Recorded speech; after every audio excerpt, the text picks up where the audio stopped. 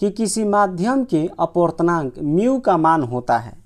तो चलिए ध्यान दीजिए, पहला प्रश्न जानने से पहले, इसका आंसर जानने से पहले हम लोग थोड़ा प्रकाश के अपवर्तन के बारे में समझते हैं कि प्रकाश का अपवर्तन क्या होता है। तो ध्यान दीजिए, देखिए इसका डिफिनेशन होता है कि जब प्रकाश की किरणें एक माध्यम से दूसरे माध्यम में प्रवेश करती है, जब प्रकाश की किरणें एक माध्यम से दूसरे माध्यम में प्रवेश करती है तो अपने वास्तविक पथ से मुड़ जाती है, इसे ही प्रकाश का अपवर्तन कहते हैं। इस बात को याद रखिएगा। और याद रखिएगा प्रकाश के अपवर्तन के कारण कौन कौन सी घटना घटती है। जैसे सिक्का देखे होंगे आप लोग, पानी में रखा हुआ सिक्का अगर देखिएगा ना, वो थोड़ा ऊपर उठा हुआ प्रतीत होता है। तो परीक्षा में पूछता है कि पानी में रखा हुआ सिक्का थोड़ा ऊपर उठा हुआ दिखाई देता है, किसके कारण? तो प्रकाश का अपवर्तन के कारण। अगर पानी में अगर छड़ी डाल देंगे या पेंसिल डाल देंगे तो वो थोड़ा टेढ़ा प्रतीत होता है, तो या मुड़ा हुआ प्रतीत होता है, किसके कारण? तो प्रकाश के अपवर्तन के कारण ही। और जो मछुआरा होता है, मछली को भेदने में उसको कठिनाई होती है, किसके कारण? तो प्रकाश के अपवर्तन के कारण ही, ठीक ना, याद रखिएगा। और जो सूर्योदय होते हैं चाहे सूर्यास्त होता है, सूर्योदय मतलब जब सूर्य उगते हैं और सूर्यास्त मतलब डूबना होता है। जब सूर्य देखते हैं तो कुछ देर तक बाद मतलब दिखाई देते हैं, मतलब सूर्यास्त हो जाते हैं, मतलब सूर्य डूब जाते हैं, फिर भी लगता है ना कि सूर्य उगे हुए। इसका कारण क्या है? तो प्रकाश का अपवर्तन ही है, ठीक ना। और वहाँ पर जब उगते हैं यानी सूर्योदय होते हैं, तो ये भी जब उगते हैं ना तो पूरा उगे नहीं रहते हैं, फिर भी हमें मालूम चलता है कि सूर्य उगे हैं। ये भी किसके कारण होता है? तो प्रकाश के अपवर्तन के कारण ही होते हैं। तो चलिए ये सब घटना आप लोग याद रखिएगा, डायरेक्ट परीक्षा में पूछा जा चुका है। तो आइए ध्यान दीजिए और यहाँ से प्रश्न याद रखिएगा। प्रकाश के अपवर्तन पढ़ने से पहले आप लोग याद रखिएगा माध्यम। तो याद रखिएगा माध्यम कितना प्रकार का होता है? तो माध्यम दो प्रकार के होता है, ठीक ना। एक का नाम होता है विरल माध्यम, एक का नाम क्या है? विरल, और दूसरा का नाम होता है सघन माध्यम। क्या नाम होता है? सघन माध्यम होता है, याद रखिएगा, ठीक ना। विरल माध्यम और सघन माध्यम क्या होता है आप लोग यहाँ पर समझा दे रहे हैं, ध्यान दीजिए। सीधा सी बात याद रखिएगा, विरल मतलब होता है खाली जगह और सघन मतलब होता है भीड़ जगह होता है। जैसे यहाँ पर ले लेंगे हम, एक जगह ले लिए हवा, क्या ले लिए? हवा ले लिए, और दूसरा जगह हम ले लिए, क्या ले लिए? पानी। क्या ले लिए? पानी।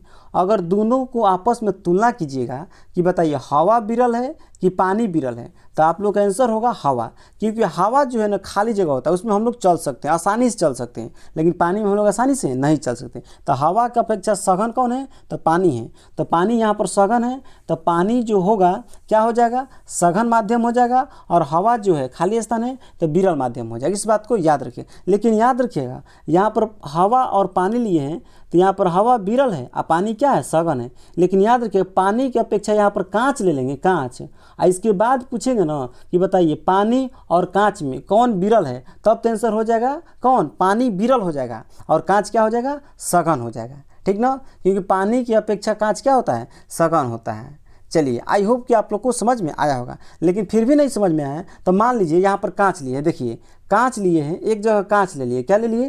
कांच ले लिए, और दूसरा क्या ले लिए? हीरा ले लिए, हीरा ले लिए, ठीक ना।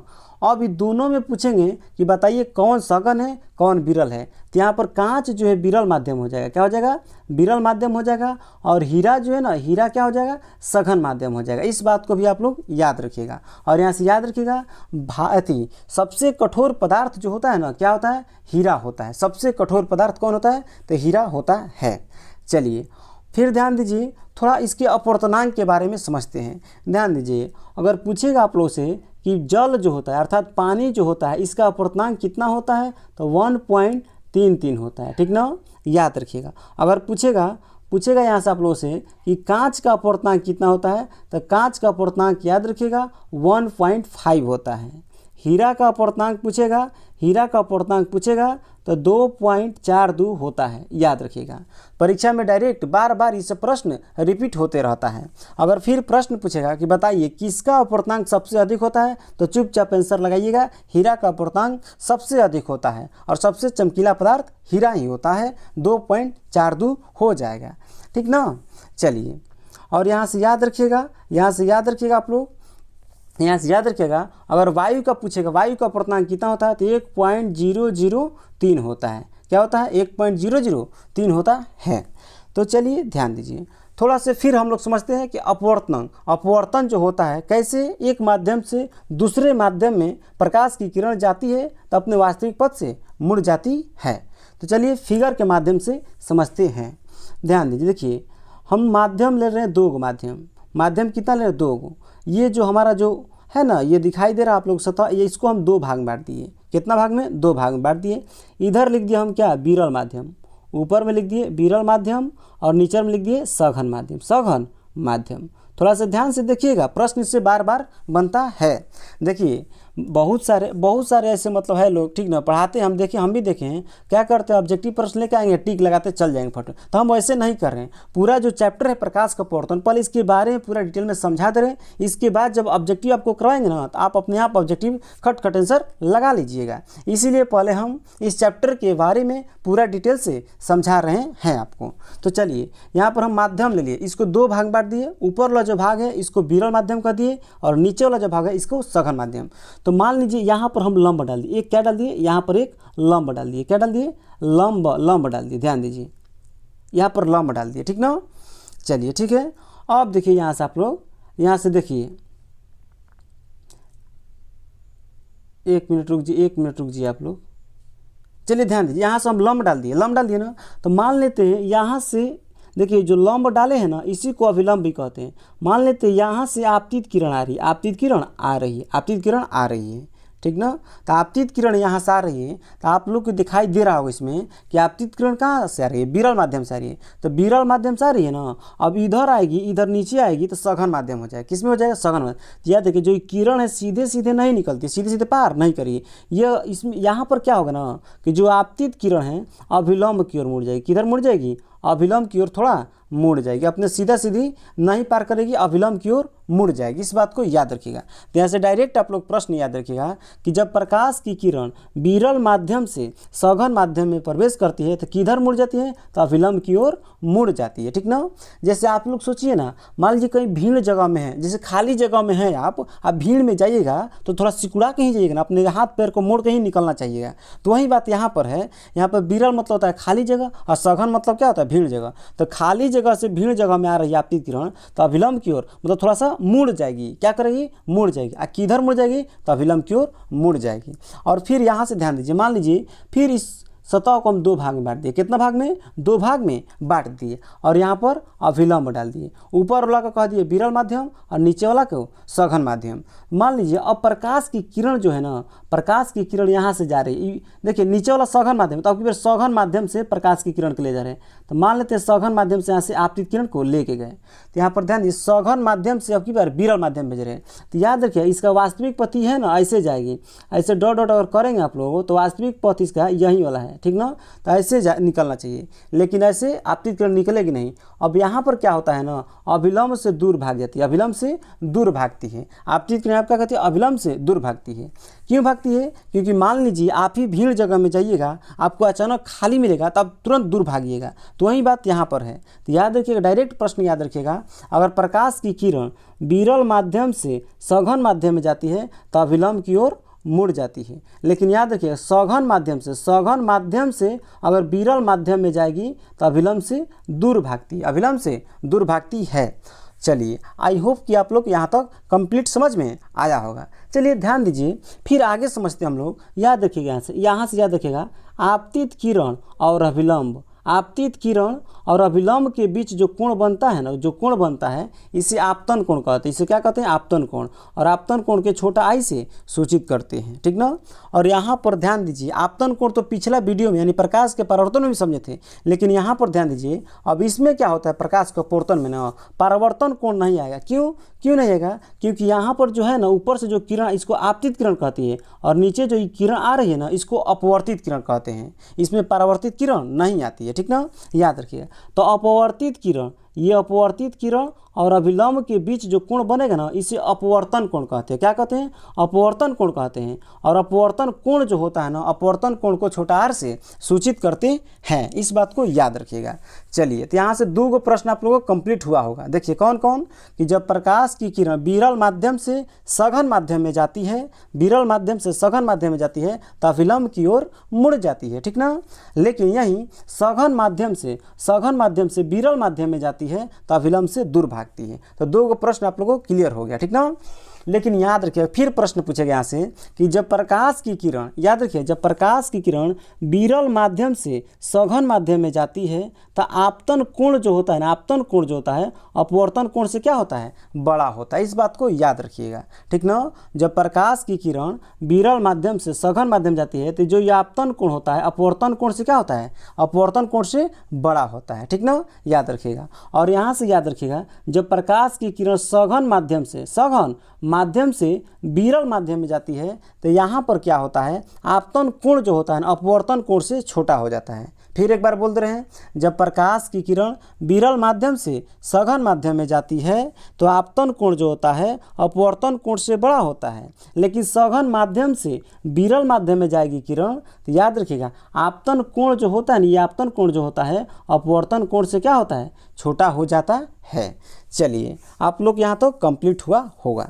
चलिए अब थोड़ा हम लोग समझते हैं अपवर्तनांक के बारे में। तो याद रखिएगा अपवर्तनांक जो होता है ना, अपवर्तनांक जो होता है, अपवर्तनांक, तो अपवर्तनांक जो होता है मात्रकहीन होता है। क्या होता है, मात्रकहीन होता है। याद रखिएगा मात्रकहीन होता है, अर्थात इसका कोई मात्रक नहीं होता है। और याद रखिएगा जिसका कोई मात्रक नहीं होता है उसका कोई बीमा भी नहीं होगा। और यहाँ से याद रखिएगा और पूछेगा कि प्रकाश के अपवर्तन के कितना नियम होता है, तो प्रकाश के अपवर्तन के 2 नियम होता है, ठीक ना। याद रखिए कितना नियम, 2 नियम होता है। तो इसका पहला नियम तो उतना इंपॉर्टेंट नहीं है, लेकिन दूसरा जो नियम होता है प्रकाश के अपवर्तन का, इस बहुत ही इंपॉर्टेंट है। याद रखिएगा जो प्रकाश के अपवर्तन के दूसरा नियम होता है उसे स्नेल का नियम कहते हैं। क्या कहते हैं, स्नेल का नियम कहते हैं, स्नेल का नियम। और स्नेल का नियम में क्या होता है, साइन आई बाटा में क्या होता है, साइन आर होता है, साइन आई बाटा में साइन आर होता है। इस बात को याद रखिएगा।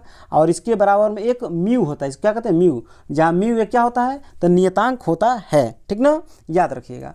और ध्यान दीजिए डायरेक्ट प्रश्न आप लोग एग्जाम में पूछा है 2 नंबरिया में कि स्नेल के नियम से आप क्या समझते हैं, स्नेल के नियम से आप क्या समझते हैं। तो देखिए कैसे लिखते हैं, देखिए ये जो साइन है ना, साइन को हिंदी में जया बोलते हैं। क्या बोलते हैं, जया बोलते हैं।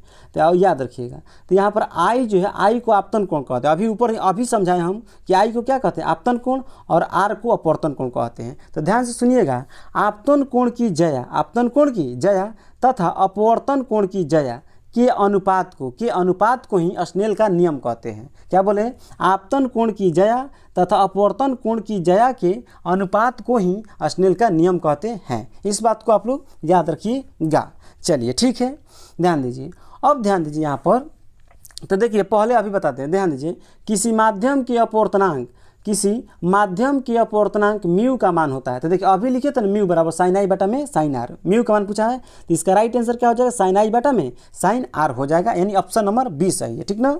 देखिए इसको हम अभी बता दिए इसलिए क्योंकि अभी इसके बारे में आप लोगों को समझाए थे।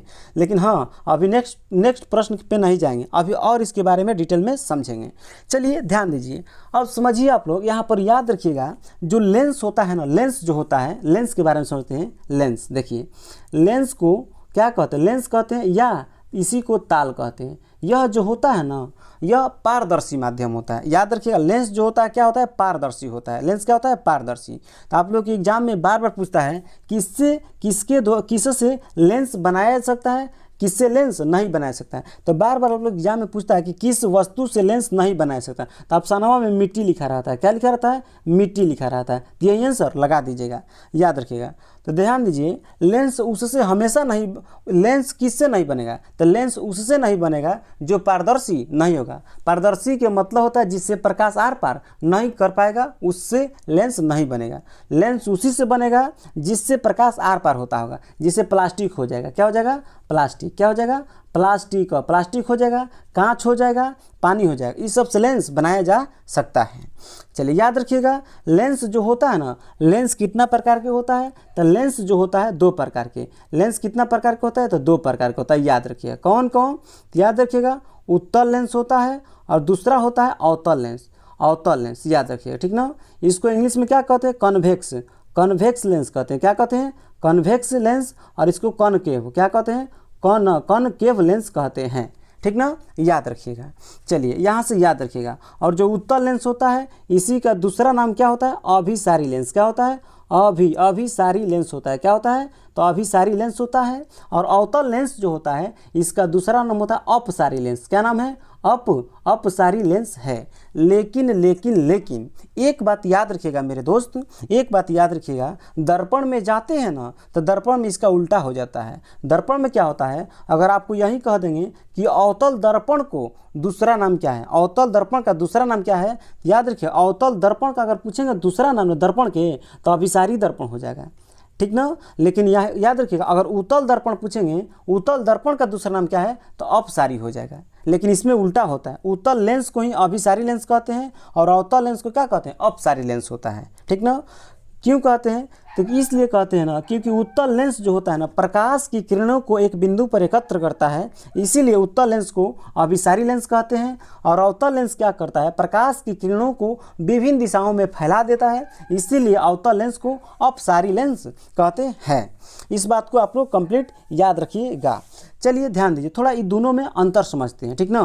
ध्यान दीजिए, उत्तल लेंस और अवतल लेंस में अंतर समझ लेते हैं। उत्तल लेंस और अवतल लेंस में अंतर थोड़ा सा समझ लेते हैं। ध्यान दीजिए, हम लिखेंगे नहीं क्योंकि स्पेस थोड़ा सा कम है, आप लोग ध्यान से सुनिएगा। देखिए उत्तल लेंस जो होता है ना, उत्तल लेंस जो होता है देखिए ऐसे बनता है, उत्तल लेंस ऐसे बनता है, ठीक ना। और अवतल लेंस जो होता है, अवतल लेंस ऐसे बनता है। अवतल लेंस का चित्र यही है, ठीक ना।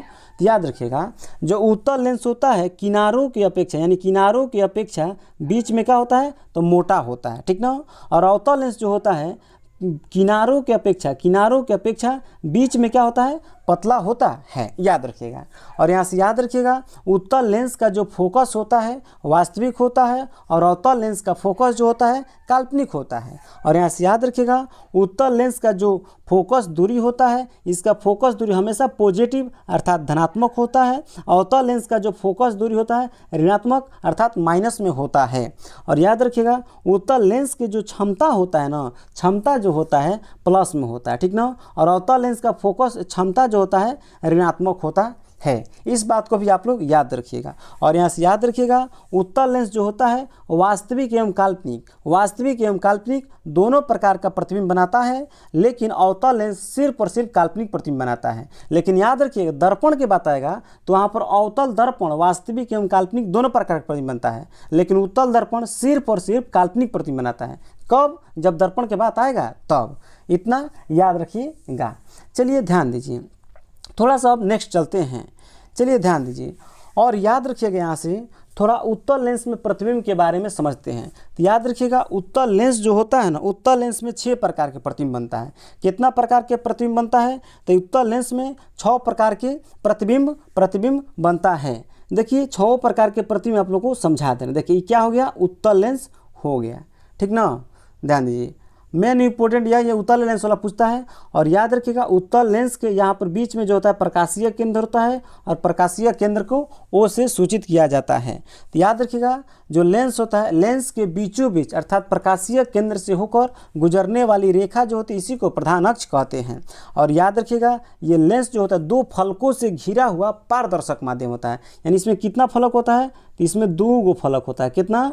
2 गो फलक होता है। तो इसीलिए याद रखिएगा 2 गो फलक होता है ना, तो याद रखिएगा इसका 2 गो फलक होता है, इसीलिए इसमें क्या होता है 2 गो वक्रता केंद्र भी होता है और 2 गो फोकस भी होता है। लेकिन याद रखिएगा कौन कौन होता है? तो याद रखिएगा यहाँ पर हम लोग लिखेंगे F1, क्या लिखेंगे?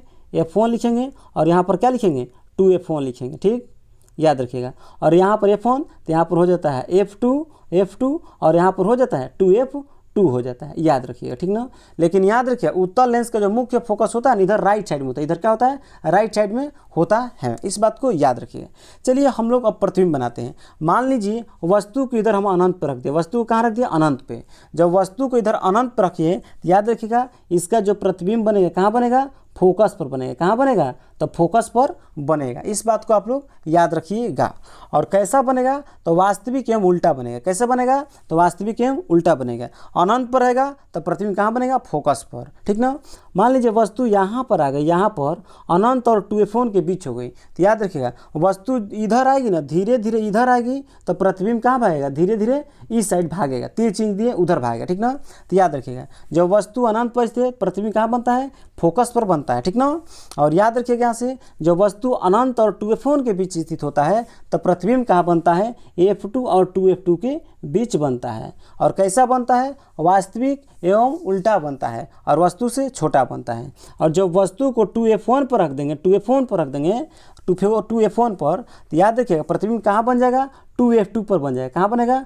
2F2 पर बनेगा, नीचे तरफ बनेगा, ऊपर नहीं बनेगा, सॉरी ऊपर नहीं बनेगा, नीचे बनेगा, 2F2 पर बनेगा। और याद रखिए 2F1 पर रखेंगे तो वस्तु का प्रतिबिंब कहाँ बनेगा?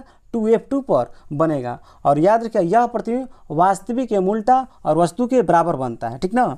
कभी कभी याद रखिए दोस्त, यहाँ पर जो F1 और 2F1 लिख रहे हैं तो कभी कभी यहाँ पर F लिख देता है और यहाँ पर क्या लिख देगा? 2F लिख देगा, तो घबराइएगा मत। और इधर वाला जो है ना F डैश कर देता है और यहाँ पर 2F डैश कर देता है, याद रखिए, ठीक ना।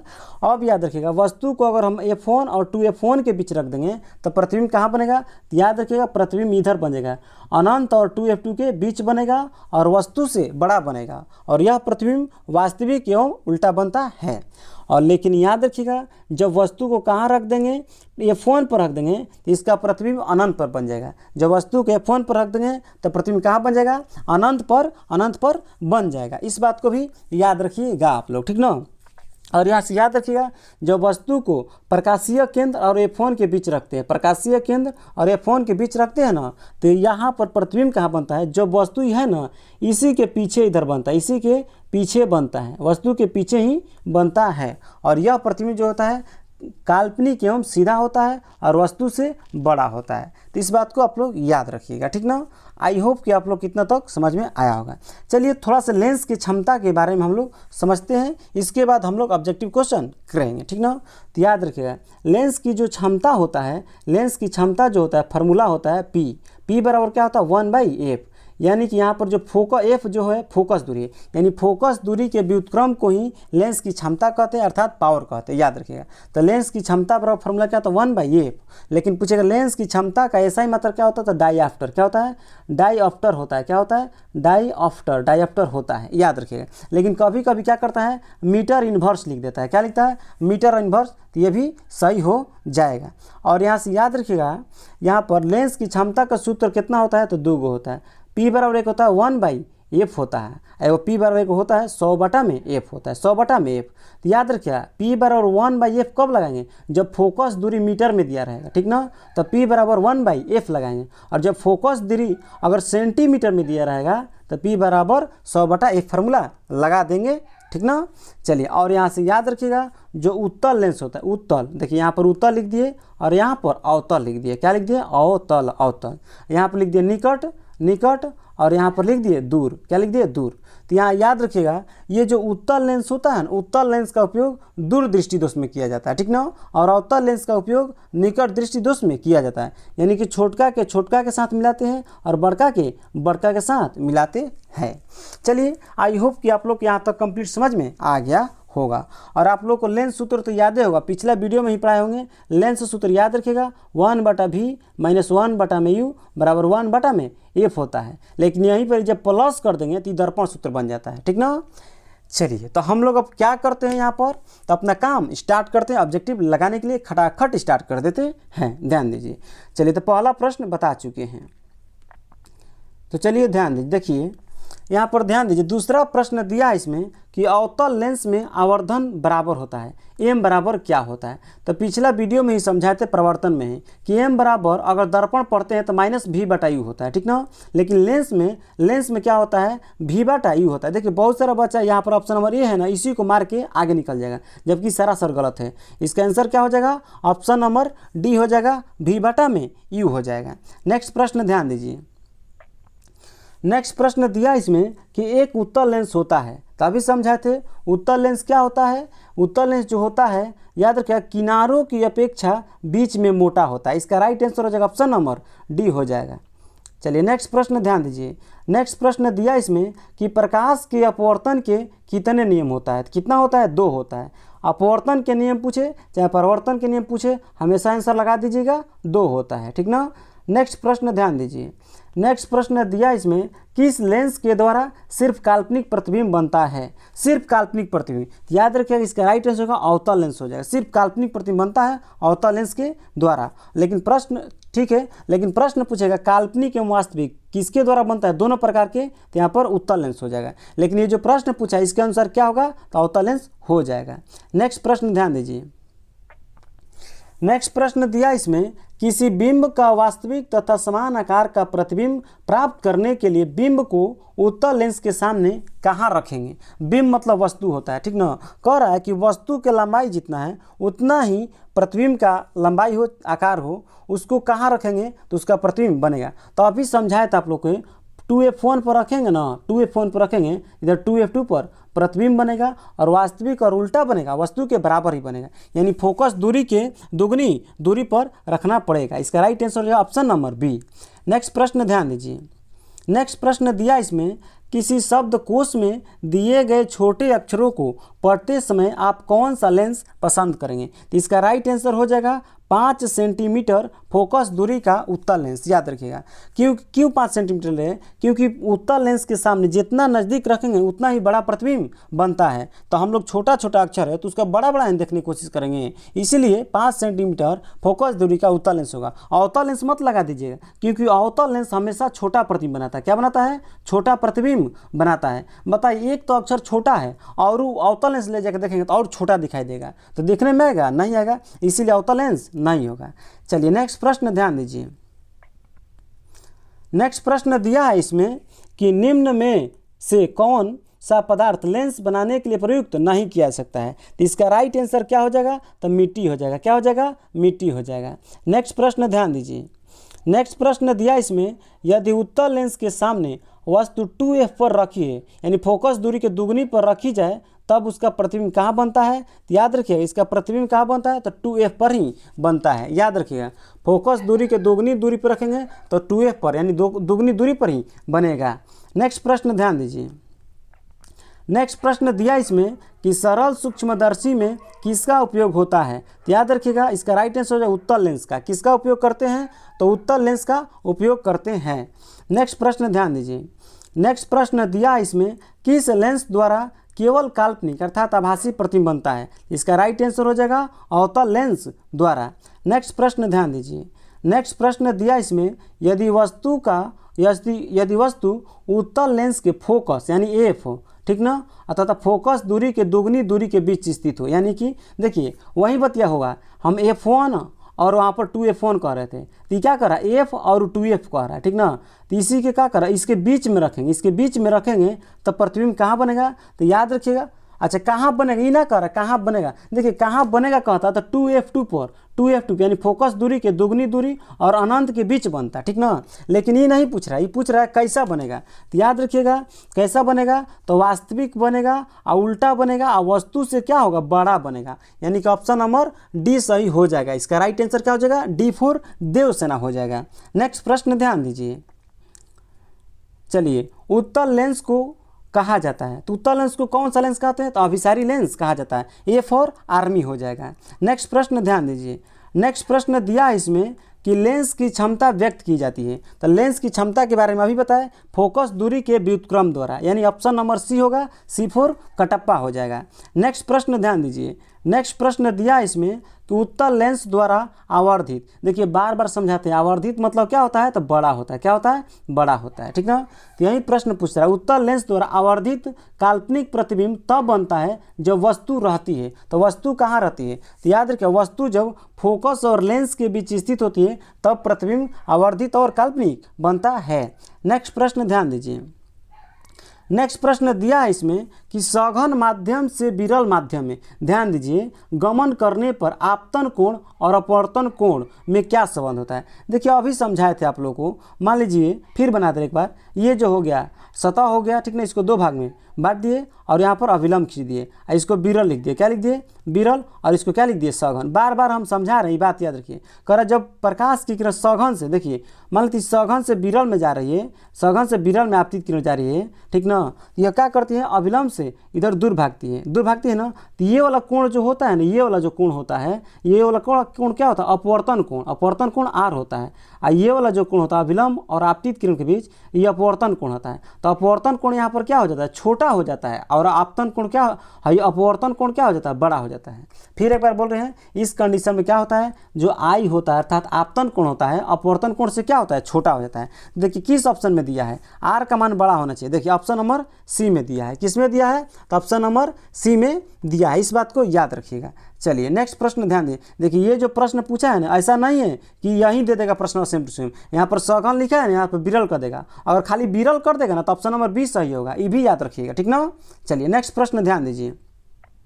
नेक्स्ट प्रश्न दिया इसमें कि प्रकाश की चाल सबसे अधिक होता है, तो याद रखिएगा निर्वात में, किस में होता है, निर्वात में होता है। और कितना होता है, तो 3 × 10⁸ मीटर प्रति सेकेंड होता है। अगर किलोमीटर में पूछेगा तो 3 लाख किलोमीटर हो जाएगा, इस बात को याद रखिएगा।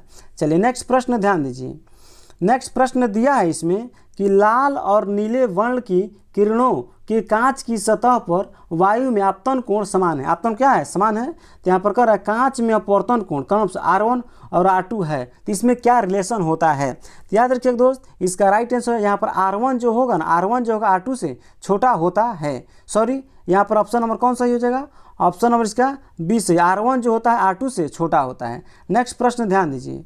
नेक्स्ट प्रश्न दिया इसमें स्नेल के नियमानुसार, तो याद रखिए क्या होता है, स्नेल के साइन आई बटा में साइन आर होता है, ऑप्शन नंबर ए सही है, साइन आई बटा में साइन आर हो जाएगा। नेक्स्ट प्रश्न ध्यान दीजिए।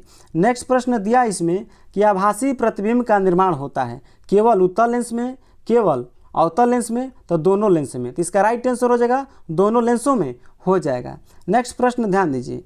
नेक्स्ट प्रश्न दिया है, लेकिन यहाँ पर ध्यान दीजिए, यहाँ पर ध्यान दीजिए। देखिए थोड़ा सा हम बता दे रहे हैं आप लोग को। देखिए यहाँ पर अगर आभासी प्रतिबिंब क्या होता है, केवल आभासी सिर्फ लगा देता है कि केवल आभासी प्रतिबिंब बनता है, तो इसका राइट आंसर होता है अवतल लेंस, याद रखें। लेकिन केवल नहीं लगा है इसलिए इसका राइट आंसर हो जाएगा दोनों हो जाएगा। नेक्स्ट प्रश्न ध्यान दीजिए।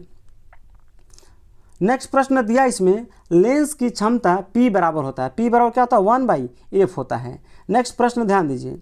नेक्स्ट प्रश्न दिया इसमें कि लेंस की क्षमता का एसआई मात्रक क्या होता है, तो याद रखिएगा डायप्टर होता है। क्या होता है, डायप्टर हो जाएगा। कभी कभी 1/मीटर लिख देता है, कभी कभी क्या लिखता है 1/मीटर, या इसी को कहते हैं मीटर इनवर्स कहते हैं, ये भी लिख देता है ऑप्शन में। ये नहीं रहेगा तो यही आंसर लगा दीजिएगा। नेक्स्ट प्रश्न ध्यान दीजिए। नेक्स्ट प्रश्न दिया इसमें पानी के भीतर तैरते मनुष्य को किनारे पर स्थित मीनार की ऊंचाई कैसी दिखाई देती है, तो याद रखिएगा इसका राइट आंसर ज़्यादा दिखाई देती है। नेक्स्ट प्रश्न ध्यान दीजिए। नेक्स्ट प्रश्न दिया इसमें कि शीशे के स्लैब से, शीशा के जो पट्टी होता है ये वाला, शीशे के स्लैब से जब प्रकाश का अपवर्तन होता है तो उसमें क्या होता है, तो उसमें याद रखिएगा विचलन नहीं होता पर पार्श्व विस्थापन होता है। विचलन नहीं होता लेकिन क्या होता है, पार्श्व विस्थापन होता है। नेक्स्ट प्रश्न ध्यान दीजिए। नेक्स्ट प्रश्न दिया इसमें कि कौन सा लेंस अपसारी लेंस भी कहलाता है। अपसारी तो अवतल लेंस हो जाएगा, क्या हो जाएगा, अवतल लेंस हो जाएगा। नेक्स्ट प्रश्न ध्यान दीजिए। नेक्स्ट प्रश्न दिया इसमें कि निम्नलिखित में कौन सी वस्तु वास्तविक प्रतिबिंब बना सकता है, वास्तविक प्रतिबिंब खाली बना सकता है। इसका राइट आंसर हो जाएगा उत्तल लेंस, क्या हो जाएगा, उत्तल लेंस हो जाएगा। नेक्स्ट प्रश्न ध्यान दीजिए। नेक्स्ट प्रश्न दिया है इसमें कि प्रकाश की एक किरण जब विरल माध्यम से सघन माध्यम में जाती है तब वह, देखिए विरल से सघन में जा रही है, तो विरल से सघन में जाती है तो अविलंब की ओर मुड़ जाती है। इसका राइट आंसर हो जाएगा ऑप्शन नंबर डी हो जाएगा, डी फॉर देवसेना। नेक्स्ट प्रश्न ध्यान दीजिए। नेक्स्ट प्रश्न दिया इसमें जब प्रकाश की एक किरण एक माध्यम से दूसरे माध्यम में जाती है तो अपने पूर्व पथ से विचलित हो जाती है। इस घटना को प्रकाश का अपवर्तन कहते हैं। नेक्स्ट प्रश्न ध्यान दीजिए। नेक्स्ट प्रश्न दिया है इसमें कि उत्तल लेंस में जब वस्तु फोकस एवं लेंस के बीच यानी एफ एवं लेंस के बीच स्थित होगी तो प्रतिबिंब बनता है। तो याद रखिए उत्तल लेंस में काल्पनिक और सीधा बनता है। क्या बनता है, काल्पनिक और सीधा। देखिए यहाँ पर काल्पनिक तो लिखा है लेकिन उल्टा लिखता है, गलत है। बार बार आप लोगों को समझाते हैं कि काल्पनिक उल्टा लिखेगा, काल्पनिक बनता है तो हमेशा सीधा ही बनता है, उल्टा कभी नहीं आएगा। इसका राइट आंसर काल्पनिक एवं सीधा। नेक्स्ट प्रश्न ध्यान दीजिए। नेक्स्ट प्रश्न दिया इसमें लेंस का प्रत्येक छोटा भाग क्या कहलाता है। लेंस जो होता है उसका प्रत्येक छोटा भाग क्या कहलाता है, तो प्रिज्म कहलाता है। क्या कहलाता है, तो प्रिज्म कहलाता है। इस बात को याद रखिए। देखिए जब मानव नेत्र वायुमंडलीय अपवर्तन पढ़ेंगे ना उसमें प्रिज्म क्या होता है पूरा डिटेल में आप लोग को समझा देंगे। अभी इसका आंसर याद रखिएगा, प्रिज्म होता है। और याद रखिएगा प्रिज्म में टोटल सतह कितना होता है, तो 5 सतह होता है, याद रखिएगा। लेकिन पूछे कितना सतह दिखाई देता है, तो 3 सतह क्या होता है, दिखाई देता है। लेकिन टोटल कितना होता है, तो 5 होता है। नेक्स्ट नेक्स्ट प्रश्न ध्यान दीजिए, नेक्स्ट प्रश्न दिया है उत्तल लेंस के सामने एक बीम, बीम मतलब वस्तु को लेंस के फोकस और प्रकाशीय केंद्र के बीच रखा जाता है। देखिए फिर पीछे वाला प्रश्न है, बार बार रिपीट कर रहा है लैंग्वेज चेंज करके, तो इसका राइट आंसर होगा काल्पनिक और आवर्धित बनता है। क्या बनता है? काल्पनिक और आवर्धित बनता है। नेक्स्ट प्रश्न ध्यान दीजिए, नेक्स्ट प्रश्न दिया है इसमें, एक मिनट रुक जाइए, हाँ नेक्स्ट प्रश्न दिया है इसमें, दो माध्यमों के सीमा पृष्ठ पर एक प्रकाश की किरण लंबवत आपतित होती है, अपवर्तन कोण होगा। देखिए भुलवा दिया यहाँ पर, कह रहा है जो पृष्ठ हो गया, जो पृष्ठ पे पढ़ा रहे हैं इसको दो भाग में से बांट दीजिए, और कह रहा है यहाँ से आपतित किरण अगर लंबवत आएगी तो अपवर्तन कोण क्या होगा। बताइए इसे आएगी अपवर्तित आपतित किरण तो सीधे सीधे निकल जाएगी, तो कहेंगे इसके बीच में कुछ गैप बना, कुछ गैप होता है, दो रेखा के दो किरणों के बीच ऐसे कुछ गैप होता है तभी तो कोण बनता है, इसमें कुछ गैप ही नहीं होगा तो कोण क्या बनेगा? 0 डिग्री बनेगा। चलिए नेक्स्ट प्रश्न ध्यान दीजिए, नेक्स्ट प्रश्न दिया है इसमें कि यदि आपतन कोण I अपवर्तन कोण R हो तो कोणीय विचलन होता है। याद रखिएगा इसका राइट आंसर हो जाएगा I माइनस R हो जाएगा। क्या हो जाएगा? I माइनस R, यानी दोनों का डिफरेंस जो होता है वही क्या कहलाता है? कोणीय विचलन कहलाता है। नेक्स्ट प्रश्न ध्यान दीजिए, नेक्स्ट प्रश्न दिया है यदि हवा के सापेक्ष कांच का अपवर्तनांक 1.5 है तो कांच के सापेक्ष हवा का अपवर्तनांक होगा। तो याद रखिएगा इसका राइट आंसर हो जाएगा 1.5 + 1 हो जाएगा। नेक्स्ट प्रश्न ध्यान दीजिए, नेक्स्ट प्रश्न दिया इसमें कि सूर्यास्त के समय क्षितिज के नीचे चले जाने पर भी सूर्य कुछ समय तक दिखाई देता है, इसका कारण क्या है? तो प्रकाश का अपवर्तन हो जाएगा।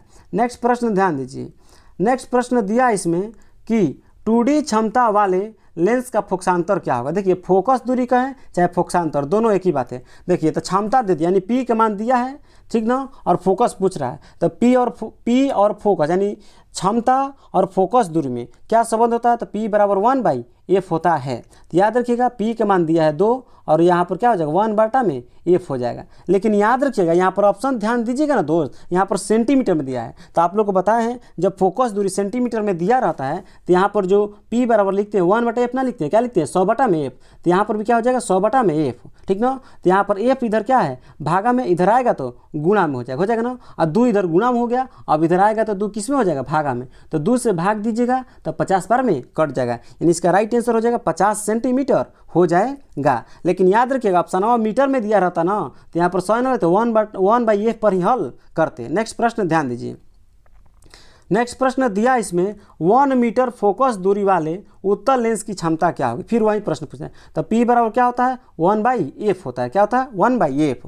और यहाँ पर फोकस दूरी दिया है तो फोकस दूरी कितना दिया? 1, तो 1/1 क्या होता है? 1, यानी 1 मीटर हो जाएगा, यानी 1 डायप्टर हो जाएगा, ठीक ना। यहाँ पर D लगा देंगे क्योंकि क्षमता के ऐसे मतलब क्या होता है? डायप्टर होता है, तो 1 डायप्टर हो जाएगा। ऑप्शन नंबर कौन सा ये? B होगा, ठीक ना। देखिए यहाँ पर ऑप्शन नंबर A में भी दिया है, माइनस लगा के दिया है। जैसा कि हम लोग जानते हैं, पीछे ही समझाए कि उत्तल लेंस की जो क्षमता होती है धनात्मक होती है। याद रखिएगा ये प्लस माइनस पे थोड़ा ध्यान दीजिएगा, जिसका प्लस में आता है तो प्लस में आंसर मारिएगा, माइनस में आता है तो माइनस में आंसर मारिएगा, ठीक ना।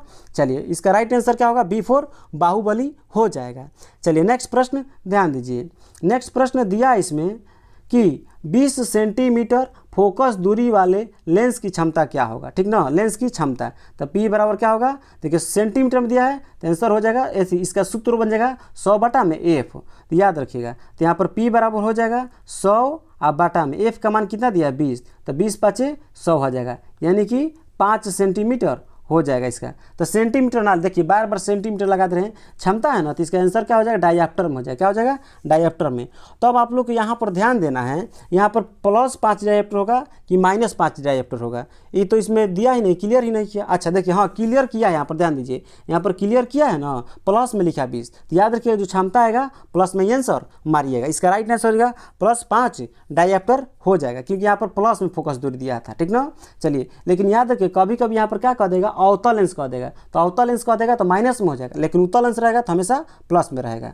नेक्स्ट प्रश्न ध्यान दीजिए, नेक्स्ट प्रश्न दिया इसमें एक उत्तल लेंस से 30 सेंटीमीटर की दूरी पर एक वस्तु रखी गई है, यानी वस्तु दूरी कितना दे दिया, 30 सेंटीमीटर दे दिया, ठीक ना। लेंस से उतनी ही दूरी पर वास्तविक प्रतिबिंब बनता है, यानी उतनी ही दूरी पर, यानी कि v बराबर कितना दे दिया, 30 सेंटीमीटर दे दिया, कितना दे दिया, 30 सेंटीमीटर दे दिया। तो लेंस की फोकस दूरी क्या, यानी f का मान निकालना, f बराबर व्हाट। तो बताइए UVF किस फार्मूला में आता है, तो आप लोग भी पता है कि UVF जो होता है लेंस सूत्र में आता है। तो चलिए याद रखिएगा ये मान, लेंस सूत्र में रख के बना देते। देखिए फार्मूला क्या होता है, 1/v माइनस 1/u बराबर 1/f होता है। तो याद रखिएगा v का मान भी कहता है 1/v, तो 30 हो जाएगा, और माइनस 1/u का मान कितना दिया है, 30 दिया था। लेकिन एक बात याद रखिएगा, आप लोग को बार बार हम समझाते हैं, वस्तु दूरी हमेशा माइनस में होता है, वस्तु दूरी हमेशा किस में होता है, तो माइनस में होता है। तो यहाँ पर माइनस लगा देंगे, तो माइनस में से क्या हो जाएगा, प्लस हो जाएगा, और इधर 1/f होगा, और इसका लसा निकालिएगा तो 30 होगा। तो 30 से इसका लसा निकालिएगा तो कितना आएगा यहाँ पर 30, और इसको इसका बाटा पे के जोड़ घटाव कीजिएगा ना, तो यहाँ पर 1 आ जाएगा, और यहाँ पर माइनस में क्या हो जाएगा, प्लस, यहाँ पर 1, तो यहाँ पर 2/30 आ जाएगा, क्या आ जाएगा, 2/30 आ जाएगा। तो 2 एकम 2, और 2 से कितना बार में, 15 बार में, यानी 1/15 बराबर क्या हो जाएगा, 1/f हो जाएगा। तो इधर वाला f को पलटी मारेंगे तो इधर पलटी मार देंगे, यानी f बराबर कितना आ जाएगा, 15 सेंटीमीटर आ जाएगा। इस बात को याद रखिए, थोड़ा गीजी मिजी इसमें हो गया है, याद रखिएगा, जगह नहीं इसलिए, ठीक ना। तो किस में है, प्लस में है ना, याद रखिएगा इसका राइट आंसर होगा 15 सेंटीमीटर, ऑप्शन नंबर बी सही है। चलिए ठीक है, ऐसे भी प्लस में आएगा फोकस दूरी, क्योंकि यहाँ पर क्या है, उत्तल लेंस, और उत्तल लेंस की फोकस दूरी क्या होता है, प्लस में होता है। इस बात को याद रखिएगा, ठीक ना। देखिए उत्तल लेंस का है चाहे उत्तल दर्पण का है, दोनों का फोकस दूरी याद रखिएगा धनात्मक ही होता है, उत्तल लेंस का है चाहे उत्तल दर्पण का है। चलिए नेक्स्ट प्रश्न ध्यान दीजिए, नेक्स्ट प्रश्न दिया है इसमें कि एक उत्तल लेंस की फोकस दूरी 20 सेंटीमीटर है, तो लेंस की क्षमता ध्यान दीजिए, P बराबर क्या लगाएंगे, 100/f लगाएंगे, f लगाएंगे, ठीक ना। तो 100/f का मान कितना दिया, 20। आप लोग समझेंगे 100 कहाँ लिख दिए, क्योंकि सेंटीमीटर में दिया, 20×5 = 100, लेकिन यहाँ पर क्या दिया, उत्तल लेंस। तो याद रखिए इसका राइट आंसर होगा +5 डायप्टर हो जाएगा, लेकिन याद रखिए यहाँ पर अवतल लेंस कह देता ना तो -5 डायप्टर हो जाएगा। ये बात याद रखिएगा, बार बार कह रहे हैं, ठीक ना, -5 डायप्टर हो जाएगा, कब, जब यहाँ पर अवतल लेंस कहता तब, ठीक ना। नेक्स्ट प्रश्न ध्यान दीजिए, नेक्स्ट प्रश्न दिया है इसमें आपको कि लेंस की क्षमता का एसआई मात्रक, तो लेंस की क्षमता का एसआई मात्रक डायप्टर होता है। नेक्स्ट प्रश्न ध्यान दीजिए, नेक्स्ट प्रश्न दिया इसमें कि मृग मरीचिका के निर्माण का मूल कारण क्या है, तो याद रखिए इसका राइट आंसर होगा पूर्ण आंतरिक परिवर्तन हो जाएगा। चलिए आई होप कि आप लोग यहाँ तक कंप्लीट समझ में आया होगा। चलिए आज का लास्ट प्रश्न यही था। चलिए आप लोगों के लिए एक होमवर्क दे रहे हैं, आप लोग इसका आंसर कमेंट में जरूर बताइएगा। देखिए होमवर्क यही दे रहे हैं कि एक अवतल लेंस, एक अवतल लेंस है, अवतल लेंस है, इसका फोकस दूरी दिया है 20 सेंटीमीटर, क्या दिया है 20 सेंटीमीटर, ठीक ना। तो इसका क्षमता अर्थात P बराबर बताना है, आंसर क्या होगा इसका कमेंट में जरूर बताइएगा। चलिए मिलते हैं नेक्स्ट वीडियो में, तब तक के लिए जय हिंद, बाय।